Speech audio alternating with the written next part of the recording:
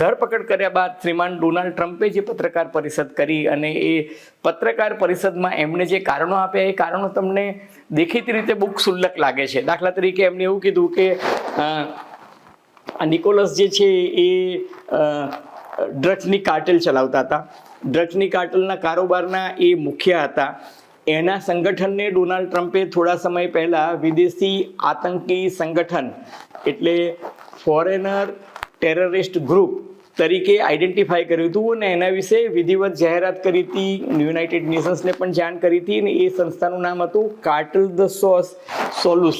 એ સંસ્થાને એ લોકોએ terrorist organisation તરીકે જાહેર કરી હતી અને એ સંસ્થાના વડા તરીકે એને નામ આપ્યું હતું કે આ નિકોલસ મુદારો જે છે એ આ સંસ્થાનો હેડ છે, જે વેનેઝુએલાનો રાષ્ટ્રપતિ પણ છે. કારણ કે ડોનાલ્ડ ટ્રમ્પ તો એને રાષ્ટ્રપતિ તરીકે શરૂઆતથી સ્વીકારતા જ નહોતા. 2019માં જ્યારે નિકોલસ ચૂંટાયો ત્યારે પણ ડોનાલ્ડ ટ્રમ્પે એને રાષ્ટ્રપતિ તરીકે સ્વીકૃતિ નથી આપી, બલકે એના વિપક્ષી નેતા હતા એને રાષ્ટ્રપતિ તરીકે સ્વીકૃતિ આપી હતી અને એવું કહ્યું હતું કે નિકોલસ જે છે એ ચૂંટણીમાં ગેરરીતિ કરીને ચૂંટાયો છે. અને અલબત્ત એ વાત સાચી પણ છે, કારણ કે નિકોલસે પોતાના તમામ રાજકીય હરીફોની લિટરલી ખસી કરી નાખી હતી. એ લોકોને બધાને જેલ ભેગા કરી નાખ્યા હતા, એ લોકોને ચૂંટણી લડવા નહોતી દીધી અને ચૂંટણી પંચને લિટરલી હાઇજેક કરીને નિકોલસ મુદારો જે છે એ ચૂંટણી જીતતો હતો. 2019માં પણ એ રીતના ચૂંટણી જીત્યો હતો અને 2024માં પણ એ જ રીતે ચૂંટણી જીત્યો હતો. અને એની સામે આ પ્રકારના આક્ષેપો અવારનવાર થતા હતા કે એ એક પ્રકારનો સરમુખત્યાર છે, જે કોઈ પણ પ્રકારની પારદર્શકતા રાખતો નથી,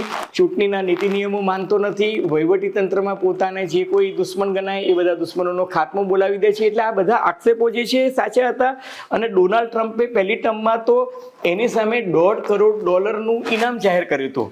એ ઇનામ જે છે એની રકમ વધારી અને જ્યારે જો બાઇડન આવ્યા ત્યારે એ ઇનામની રકમ એની વિરુદ્ધ કે જે કોઈ વ્યક્તિ એની ધરપકડ કરાવી શકે અથવા તો એને પકડી શકે એનું ઇનામની રકમ જે છે 2.5 કરોડ કરી નાખી હતી. અને આ વખતે ડોનાલ્ડ ટ્રમ્પ જ્યારે સત્તામાં આવ્યા ત્યારે એને એની સામેની કારણ કે એમને એ લોકો ત્રાસવાદી માફિયા, ડ્રગ માફિયા સંગઠનના પ્રમુખ તરીકે ઓળખતા હતા. એટલે એ હેસિયતથી એની સામે માથાનું ઇનામ જે છે એ $5 કરોડ એટલે ભારતીય ચલણમાં ગણું તો લગભગ 450 કરોડ રૂપિયાનું ઇનામ જે છે એના માથા પર હતું. હવે આ માદુરો જે છે એની સામે આ તો આક્ષેપો હતા કે એ પોતાના રાજકીય હરીફોને ખતમ કરી નાખતો હતો, પરંતુ એને લોકશાહીનો સંપૂર્ણપણે છેદ ઉડાવી દીધો હતો વેનેઝુએલામાંથી. એનામાં પણ કોઈ બેમત નથી અને એ જે છે એ ડોનાલ્ડ ટ્રમ્પની સામે પડ્યો હતો.